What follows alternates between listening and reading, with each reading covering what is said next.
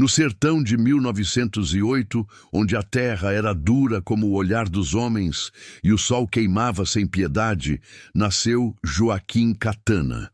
Não chorou ao vir ao mundo. Dizem que foi o único bebê do povoado que veio ao mundo em silêncio, olhando firme para a parteira como se já soubesse o que o mundo reservava. A mãe, uma rendeira de fala mansa, morreu 3 dias depois. O pai, um vaqueiro alcoólatra e violento, nunca reconheceu o filho como seu. Joaquim cresceu à margem. Vivia de migalhas e do que roubava dos quintais. Aos 8 anos, já sabia manejar faca melhor do que muitos adultos. Aos 12, matou o primeiro homem, um capataz que tentou violentar sua prima no curral da fazenda. O povo calou. O corpo foi encontrado com um corte limpo no pescoço e os olhos abertos, como quem viu a morte chegar e não teve tempo de entender. A partir dali, ninguém mais olhou Joaquim nos olhos.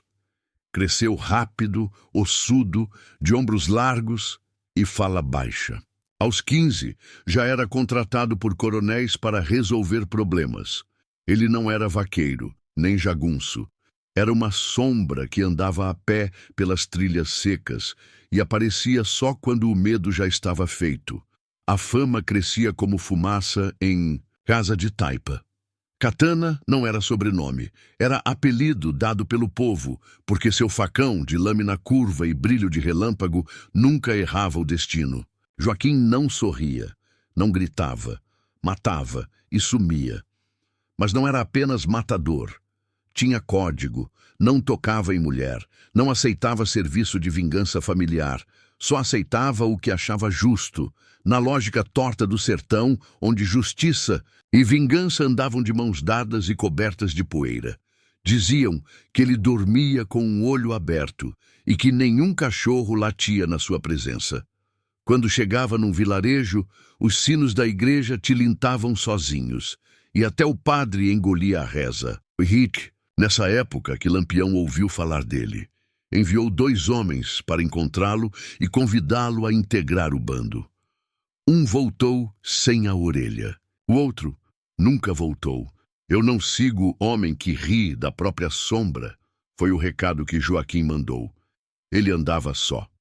Até que um dia chegou notícia de que o coronel Álvaro Brito, senhor de 3 vilas, dono de 300 cabeças de gado e responsável por enterrar mais de 10 desafetos vivos, contratou Joaquim Catana para uma missão: matar um padre que sabia demais.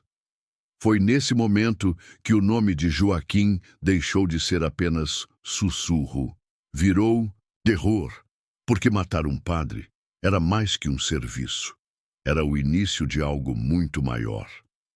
O coronel Álvaro Brito era conhecido por 3 coisas: seu bigode afiado, suas terras sem fim e seu coração de pedra.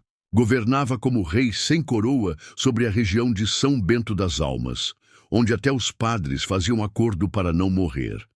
Quem o enfrentava virava estatística no boca a boca do sertão.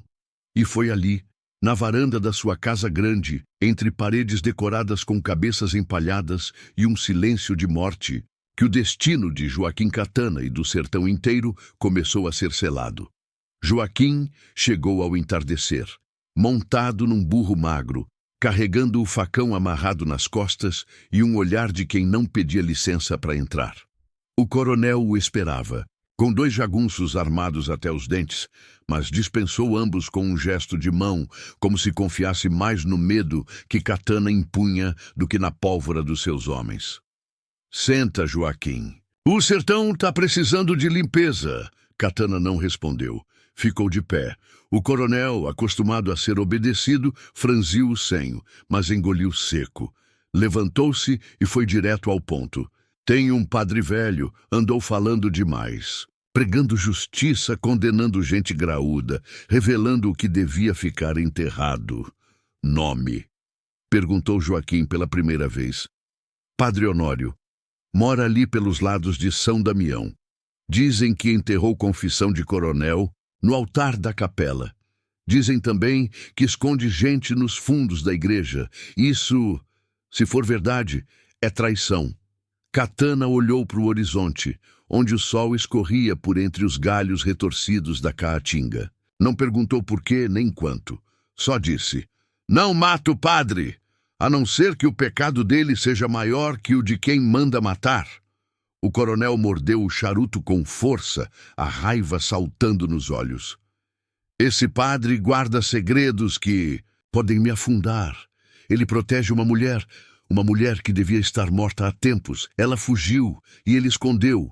Katana virou os ombros, como quem encerra a conversa, mas antes de ir, perguntou: "O nome dela?" O coronel hesitou, mas respondeu: "Maria, Maria Bonita." O silêncio caiu como pedra. Katana parou. O vento soprou fraco. Um urubu cruzou o céu. Ele sabia quem era, sabia o que ela representava, sabia que mexer com um lampião era tocar fogo em formigueiro.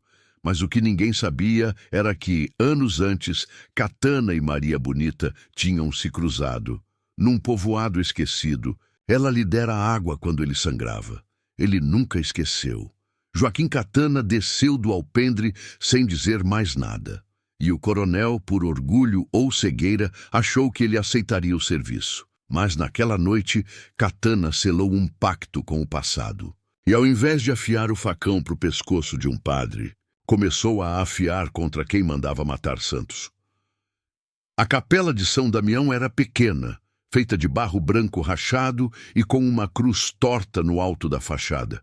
Para quem via de fora, parecia prestes a desabar. Mas por dentro guardava mais do que fé. Guardava histórias e segredos que podiam custar vidas. Joaquim Katana chegou de madrugada, desceu do cavalo em silêncio e se aproximou a pé, sentindo cada estalo do solo seco sob as botas. A lua minguante mal iluminava a entrada da capela, mas isso não o impedia. Ele conhecia o escuro, crescera nele, empurrou a porta de madeira carcomida e entrou. O cheiro de cera derretida e palha velha tomava o ar. Ao fundo, o altar tosco de pedra e cal. E ajoelhado diante dele, em prece profunda, estava o padre Honório. Velho, de espinha curva e olhos fundos. Mas havia firmeza na sua voz quando disse, sem virar: "Você chegou." Katana não respondeu. Só andou até a metade do corredor e parou, deixando a mão escorregar para o cabo do facão. "Ele mandou você?" perguntou o padre. "Mandou." Silêncio. O padre se levantou com esforço, virou-se e olhou Katana nos olhos. Não havia medo ali. Apenas uma tristeza profunda, como quem já perdera tudo, menos a coragem. "Então, escute. E decida com o que vai sujar suas mãos." Katana hesitou. Algo naquele homem o incomodava. Talvez por não tremer. Talvez por falar com tanta calma, mesmo diante da morte. O padre caminhou até o altar. Ajoelhou-se, tateou uma das pedras e puxou. Com força, ela se moveu, revelando um buraco coberto por panos velhos. De dentro, tirou um pequeno baú de madeira escura, gasto pelo tempo. Abriu. Lá dentro havia cartas, muitas, todas escritas à mão. Confissões, promessas, crimes, palavras que jamais deviam ter sido ditas, mas foram, e que eu guardei. Por fraqueza ou por fé, Katana se aproximou. Pegou uma carta, reconheceu o brasão do coronel Álvaro Brito. Leu em silêncio. O papel tremia em suas mãos. Era uma confissão. O coronel havia mandado matar homens inocentes. Havia estuprado, roubado e, pior, havia vendido crianças como gado. Katana engoliu em seco. Por que não queimou isso? Porque ainda acreditava que o sertão podia ser salvo com verdade. Mas não foi. Não, ainda não. Mas talvez agora possa. O pistoleiro fechou o baú. Seus olhos estavam diferentes, menos frios, mais densos. "Onde está ela?" O padre hesitou. "Embaixo da capela, num túnel. Vive ali há meses. Finge estar morta. Esconde-se dos homens do coronel. Tem medo e raiva. Você vai entregá-la?" Katana tirou o facão da cintura. Cravou-o no chão da capela ao lado do altar. "Não, mas vou usá-lo." contra quem devia temer Maria Bonita. O padre fechou os olhos e sussurrou: Amém. Naquela noite, Catana selou seu novo caminho. E, com ele, os sinos da capela voltaram a tocar, pela primeira vez em muitos anos. O sol mal havia nascido quando as primeiras pegadas surgiram na terra avermelhada da estrada. Eram passos firmes, pesados, de botas que não temiam barro nem sangue. Ao todo, 7 homens, todos armados, rosto seco, chapéu de aba larga, cartucheiras cruzadas no peito e olhos que procuravam algo mais do que pistas, procuravam medo. Na frente deles vinha Bento Serafim, jagunço de confiança do coronel Álvaro Brito, um sujeito sem alma, conhecido por arrancar confissões com ferro em brasa. Seu nariz era torto por conta de uma briga com faca, e o olhar de quem já cruzou o inferno e voltou sem se queimar. Aqui é São Damião? Perguntou um dos homens. É, e se ela estiver viva, é aqui que vai estar, escondida. As casas eram poucas, 2 fileiras tortas feitas de barro e telha quebrada. As janelas estavam fechadas, as portas também. Mas os olhos espiavam pelas frestas. A vila inteira sabia o motivo da visita e tremia. O grupo parou em frente à igrejinha. O sino, pendurado por corda velha, balançava leve com o vento. Bento ergueu a mão e deu o sinal. 2 homens cercaram a lateral, outros 2 ficaram na retaguarda. Padre Honório, gritou Bento, voz firme. Sabemos que está aí e sabemos quem protege. Silêncio. Então a porta se abriu devagar. Padre Honório apareceu com as mãos erguidas e o rosto calmo, como se fosse só mais um domingo. Não há pecadores aqui, Bento, só almas cansadas. Não brinque com fé. Cadê ela? Quem? Maria Bonita, o padre. Encarou Bento. 1 segundo. 2. Depois suspirou. Ela está morta. Foi enterrada semanas atrás. O túmulo está lá atrás, pode ver. Bento o empurrou com raiva. Os homens invadiram a igreja, reviraram bancos, altar, quadros, santos. Um deles chegou perto do altar de pedra e pisou com força. Nada. Mas Bento, desconfiado, encostou a mão no chão. A pedra estava quente, recentemente mexida. Aqui tem coisa. Antes que pudesse dizer mais, um som cortou o ar. Um assobio. Curto. Cortante. Bento virou o rosto a tempo de ver um vulto sair do mato mais veloz que o vento. Era Catana. O pistoleiro disparou primeiro. Um tiro no ombro do capanga da direita, outro no joelho da esquerda. O caos se espalhou. Bento sacou o revólver, mas foi tarde. O facão de Catana veio girando no ar e cravou-se na parede, a centímetros da sua cabeça. Acabou, Serafim. Bento recuou. Nunca pensou que veria Joaquim Catana com o dedo contra o próprio patrão, mas ali estava ele. Não por ouro, não por vingança, por justiça. Vai fugir com ela, é isso? Catana apertou os dentes. Vou libertar ela. E esse povo, e você, vai voltar para o coronel dizendo que ela virou fantasma. O padre interveio rápido. Vão embora. Antes que o sino toque de novo. Da próxima, será pelo sangue de vocês. Bento cuspiu no chão, derrotado. Isso não acaba aqui. Tomara que não, disse Catana, porque da próxima eu miro no coração. E assim, entre poeira e tensão, os jagunços recuaram. Mas a guerra, essa, só estava começando. A noite caiu como um manto pesado sobre São Damião. A pequena vila, envolta por serras silenciosas e o cheiro de terra molhada, mal piscava a luz de alguns lampiões. No porão úmido da antiga igreja, escondida sob o altar de pedra, Maria Bonita respirava com dificuldade. Não por doença, mas pelo fardo que carregava, estar viva num mundo onde muitos a queriam morta. Padre Honório fechou a passagem com cuidado. Suas mãos tremiam, não de medo, mas de idade. Joaquim Catana, ao lado, limpava o sangue seco do casaco. Ele estava ferido no ombro, mas não dizia uma palavra. Apenas olhava para Maria, como quem observa uma chama prestes a apagar. Eles voltam amanhã, disse o padre. Talvez com o coronel. Maria levantou os olhos. Sua voz era fraca, mas firme. Não vão me enterrar de novo. Catana, que nunca fora de muitas palavras, respondeu sem olhar. Se tentarem, morrem tentando.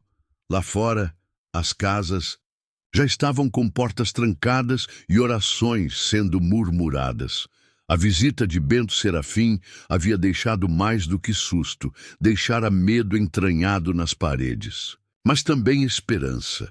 Pela primeira vez em anos, os moradores haviam visto alguém enfrentando o coronel. E isso tinha um nome: Joaquim Catana. Ele sabia disso. Sabia também que proteger Maria Bonita significava cruzar uma linha sem volta. Não era mais apenas uma mulher foragida, ela era símbolo de liberdade, de fúria, de uma justiça que não se ajoelhava. Padre Honório acendeu uma vela e a colocou sobre a mesa. Seu rosto ficou dourado e enrugado. Ela não pode ficar aqui. E levar para onde, padre? Resmungou Catana. O sertão é grande, mas a vista do coronel é maior. Tem um caminho pela mata, velho, perigoso, esquecido, mas leva até os limites de Juazeiro. Lá, talvez, haja silêncio. Maria Bonita tocou o braço de Catana. Seus olhos, agora úmidos, buscavam o dele. Você não precisa fazer isso. Fiz a escolha quando entrei naquela igreja com a arma na mão. Agora é tarde para voltar. O silêncio tomou conta do porão. Só o vento lá fora, empurrando a madeira das janelas, lembrava que o tempo corria. Naquela mesma noite, Catana preparou 2 montarias. Celas simples, água e pão seco. Nada que chamasse atenção. Enquanto o padre rezava, Maria cortou o cabelo com a própria faca. Deixou os fios no chão do esconderijo como uma última oferenda à sua antiga vida. Ao amanhecer, antes mesmo do galo cantar, os 2 saíram pelos fundos da igreja. A trilha era apertada, coberta por galhos, espinhos e lembranças de tempos mais violentos. Ao olhar para trás, Maria viu a torre da igreja sumindo entre a neblina. Pela primeira vez em muito tempo, sentiu medo e alívio ao mesmo tempo. Mas ela não estava sozinha. Catana cavalgava ao lado, os olhos sempre à frente, a mão firme no coldre. O preço de proteger Maria Bonita havia sido cobrado, mas ainda faltava muito para que fosse pago por completo. O sol mal havia subido no céu quando Joaquim Catana percebeu: estavam sendo seguidos. A trilha antiga que cruzava os limites da vila de São Damião era pouco usada, quase esquecida pelos mapas e homens. Era um caminho onde só andava um bicho do mato e fugitivo. Mas Catana conhecia o cheiro da perseguição, o silêncio exagerado das folhas, o galope abafado que ecoava ao longe, os urubus voando baixo como se soubessem de uma tragédia anunciada. Eles estão atrás, murmurou, sem virar o rosto. Maria Bonita, coberta por um xale escuro e montada num pangaré magro, não respondeu. Apenas segurou com mais firmeza a alça da bolsa de couro, onde escondia os poucos documentos falsos que o padre conseguira. Ela sabia que a liberdade era uma ilusão cara no sertão. Sempre tinha um preço. Catana desceu do cavalo numa clareira estreita e abaixou-se. Passou os dedos pelo chão, onde marcas recentes de ferraduras traçavam o rastro de ao menos 3 cavalos. Ele se ergueu devagar, olhou para Maria e apontou para o matagal ao lado da trilha. Vamos desviar. Se continuarmos por aqui, vamos cruzar com eles antes da próxima curva. Ela não hesitou.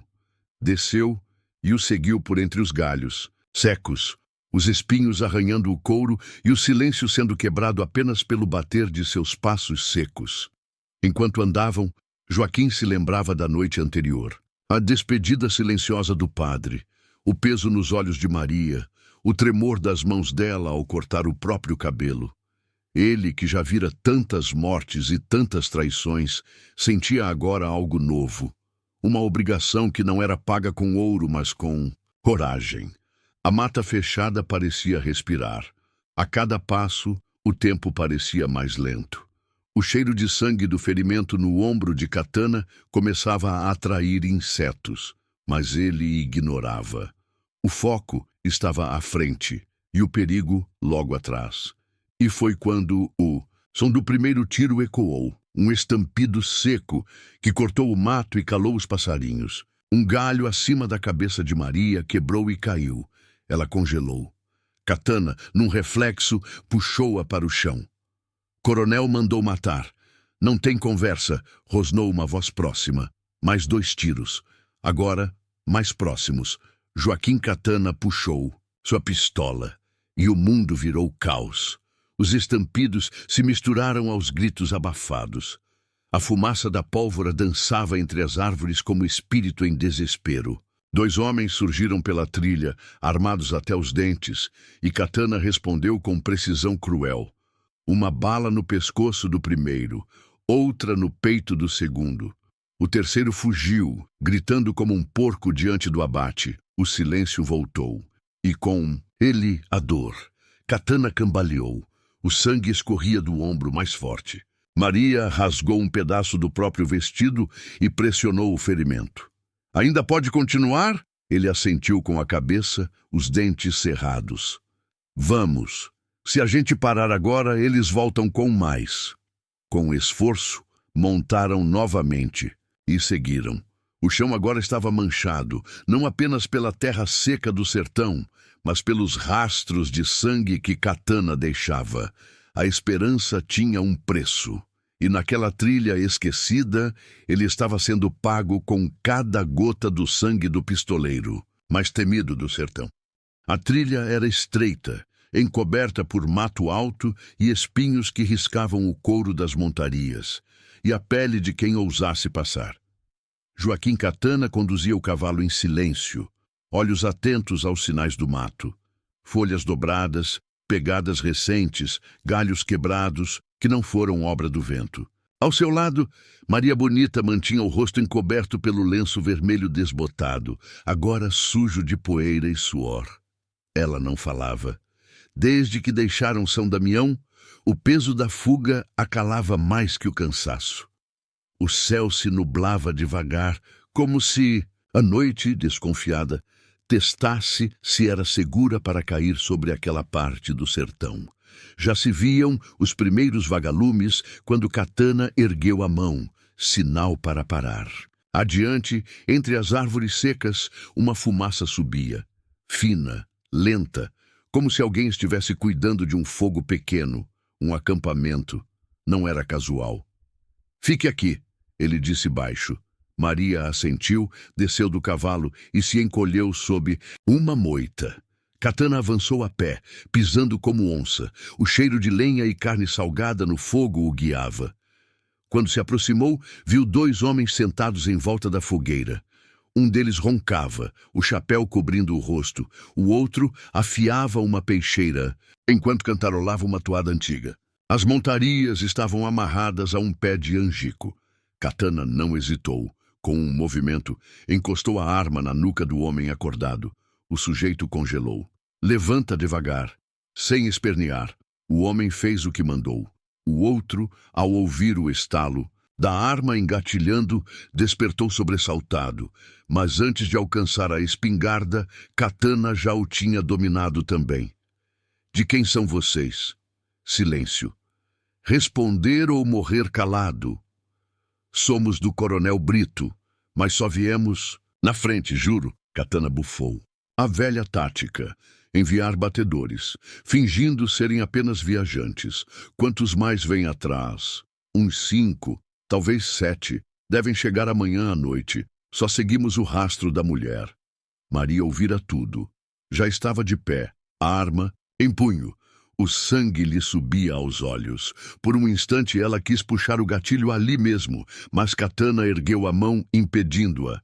Não vale gastar bala em quem já perdeu. Ele amarrou os homens e os deixou descalços, sentados sob um mandacaru.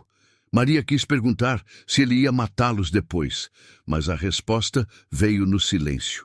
Katana acendeu o fogo novamente, jogou sal grosso na carne deles e deixou que cheirasse a forte, chamando urubus e curiosos. Era um aviso. Eles sabiam que estavam sendo seguidos e não estavam com medo. Ao redor da fogueira, Katana e Maria comeram em silêncio. O barulho da mata era constante, cigarras, sapos, galhos. Mas ali, entre a luz tremeluzente do fogo e a presença fria da morte amarrada logo adiante, surgiu algo entre eles. Não era amor. Ainda não. Era cumplicidade. Algo mais forte que desejo. Uma promessa muda. Naquela noite, enquanto Maria dormia, com a peixeira sob o travesseiro improvisado, Joaquim Katana ficou acordado. Ele sabia o que viria. E ele não ia correr. A poeira se levantava sob as patas dos cavalos quando Joaquim Katana e Maria Bonita chegaram à velha encruzilhada do sertão. 3 caminhos se abriam ali. Um seguia para Juazeiro, outro para o desfiladeiro das Almas, onde muitos bandidos haviam desaparecido, e o terceiro, mais estreito, levava a uma vereda abandonada conhecida como a Boca do Inferno. O nome não era metáfora. A decisão precisava ser tomada. E não havia tempo. O dia mal havia começado, mas a perseguição já os alcançava. 2 léguas atrás, os homens do coronel Bento Serafim vinham cavalgando como cães raivosos, e entre eles, dizem, vinha o próprio, sedento, cego de ódio. Katana desmontou. Olhou o chão. Pegou um punhado de areia e esfregou nas mãos, como se quisesse sentir o peso do caminho. Maria desceu também. Seus olhos se cruzaram. Havia cansaço, mas havia também algo mais. Fé. Não fé em santos ou promessas, fé um no outro. Se seguirmos por Juazeiro é esperança, mas vão nos esperar lá. A boca do inferno? Perguntou Maria sem medo. É risco, mas é onde eu nasci. Conheço cada raiz torta daquele mato. Se tiver que morrer, prefiro morrer em casa, ela assentiu. Mas antes de seguir, Katana tirou algo do alforge. Uma corrente com 3 dentes humanos pendurados. Era seu testamento, como chamava. Cada dente pertencia a um homem que o havia traído. Faltava o quarto. Se algo me acontecer, joga isso no rio e não olha para trás. Maria pegou o colar. O segurou por um instante, como se segurasse o destino inteiro nas mãos. Na trilha, o som de cascos se aproximava. Gritos, ordens, e então, silêncio. Foi aí que surgiram. 10 homens, todos armados, todos sujos de sertão e ganância. No meio deles, Bento Serafim, terno claro, chapéu alinhado e uma espingarda na mão que tremia de tanto ódio. Entreguem-se! Agora! Katana olhou para Maria. Depois, deu 2 passos à frente. Ela não volta com vocês. Bento deu um passo à frente também. Você não tem escolha. Maria então fez o impensável. Avançou. Passou entre os 2 e falou, com voz clara e brava. Tenho escolha sim, e escolho nunca mais viver com medo. Houve um instante de paralisia. Até mesmo os homens armados hesitaram. Katana aproveitou. Como um raio, sacou a arma e disparou contra a espingarda de Bento. A arma voou para longe. Os homens tentaram reagir, mas a confusão já havia começado. Tiros cruzaram o céu seco do sertão. Maria se abaixou, rolou no chão. Pegou a arma caída. De um jagunço, a poeira encobriu tudo. Quando o silêncio voltou, 5 homens jaziam no chão. Os outros haviam fugido, incluindo Bento, que se arrastava, sangrando no ombro. Katana olhou para Maria. Ela ainda segurava a arma, suja, ofegante, vitoriosa. Sem dizer palavra, seguiram juntos para a trilha do meio, a que levava à boca do inferno. O julgamento havia sido feito, mas a sentença ainda estava por vir. A Caatinga, naquele trecho esquecido entre o fim de Pernambuco e os limites do Ceará, Era mais silêncio do que trilha. Maria Bonita cavalgava firme, mas a exaustão já lhe mordia os ossos. Joaquim Catana, sempre adiante, parecia guiado por um instinto mais velho que o próprio sertão. Ele não falava, não sorria, só escutava. E quando parava, era porque pressentia morte no vento. Naquela noite, ao acampar perto de uma pedra lascada que chamavam de Pedra da Oração, Catana não dormiu. Sentado, faca na mão, olhos abertos, ouvia o mundo. E foi assim que soube. Eles estavam sendo seguidos. 2 homens, depois 3, depois 6. Era gente do coronel, não soldados. Esses já haviam recuado com medo, mas pistoleiros contratados, velhos conhecidos do cangaço. Chico Mudo, Zé Moita e Otacílio dos 7 Dentes. Nenhum deles fazia perguntas. Só executavam. Na manhã seguinte, antes mesmo do café ralo esquentar, Joaquim ergueu o braço. Mandou parar. O mato estalava atrás das pedras. Maria sacou a garrucha, mas Catana, ele nem piscou. "Fiquem onde estão!" gritou uma voz rouca. "Só queremos a mulher." "Então vieram morrer", respondeu Joaquim baixo.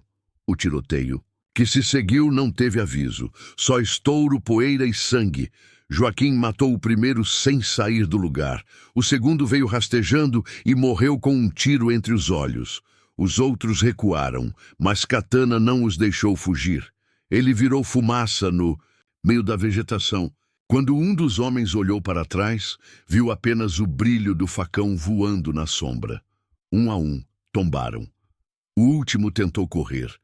Não chegou a dar 5 passos. Quando voltou para o acampamento coberto de sangue e poeira, Maria o esperava com o olhar fixo. Ela sabia, ele também.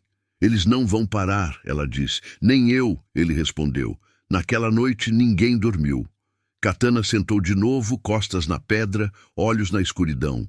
Maria, pela primeira vez, percebeu algo diferente nele. Ele não era só um matador, era um homem vazio de si mesmo, preenchido pelo destino que o sertão havia imposto. Um fantasma com revólver e alma partida. E ela, sem saber por quê, sentiu que talvez só um homem assim fosse capaz de protegê-la, até o fim ou de morrer tentando. A vila de Passagem das Almas acordou envolta por uma névoa espessa e silêncio suspeito. O sino da capela não tocou naquela manhã. Os galos se calaram. Até os cães pareciam saber que algo estava prestes a acontecer. E estavam certos. Joaquim Catana havia retornado. Montado em seu cavalo cinzento, com o punho fechado e os olhos mergulhados em sombra, ele seguiu pelas ruas de terra, onde apenas as crianças ousavam espiar pelas frestas das janelas. Ao seu lado, Maria Bonita, vestida com a simplicidade de quem já enterrara 1000 vezes sua identidade, o seguia como sombra e farol. O coronel Bento Serafim os esperava na praça, cercado de jagunços e protegido por uma barricada improvisada em frente à antiga escola. Ele usava um terno branco manchado de lama e segurava um revólver dourado como se fosse um cetro. Seus olhos, frios e arrogantes, não demonstravam medo. "Você veio para morrer, Catana?" gritou com um sorriso torto. "Vim para encerrar sua história", respondeu Joaquim, desmontando calmamente. Maria permaneceu atrás, mas sua mão repousava sobre o cabo do facão. Ela não precisava falar. Aquela era a batalha dele, o acerto de contas que ardia desde o dia em que aceitara o contrato para matá-la e decidira, ao contrário, protegê-la com a própria alma. A praça ficou em silêncio. O vento soprou uma poeira fina entre os pés dos jagunços. Um velho cego, sentado na soleira da igreja, começou a rezar em voz baixa. Joaquim caminhou sozinho. A cada passo, um disparo do coração. Bento levantou o revólver. Hesitou. E nesse segundo de hesitação, Catana já havia sacado sua arma. O primeiro tiro estourou o ombro do coronel. O segundo cravou-se na perna. O terceiro não veio. A arma de Catana estava vazia. Bento, caído, riu com sangue entre os dentes. Acabou. Mas não. Maria Bonita caminhou até ele. Seus olhos não tinham raiva, tinham justiça. Sem dizer uma única palavra, puxou o facão e encostou a lâmina na garganta do coronel. Ele chorou, murmurou orações, pediu perdão. Ela apenas disse: "Você matou o sertão com seus pecados." E virou o rosto, deixando o facão nas mãos de Katana. O último corte foi silencioso. Dias depois, Katana desapareceu. Alguns dizem que virou monge, outros que seguiu cavalgando até o fim do mundo. Maria Bonita, sob um novo nome, foi vista ajudando a construir uma escola em Juazeiro. Mas o que ficou foi a lenda de um pistoleiro que escolheu proteger e de uma mulher que sobreviveu à própria morte. O povo diz que quando o vento sopra forte no sertão, é Joaquim Katana passando devagar, como sempre passou, no silêncio da justiça.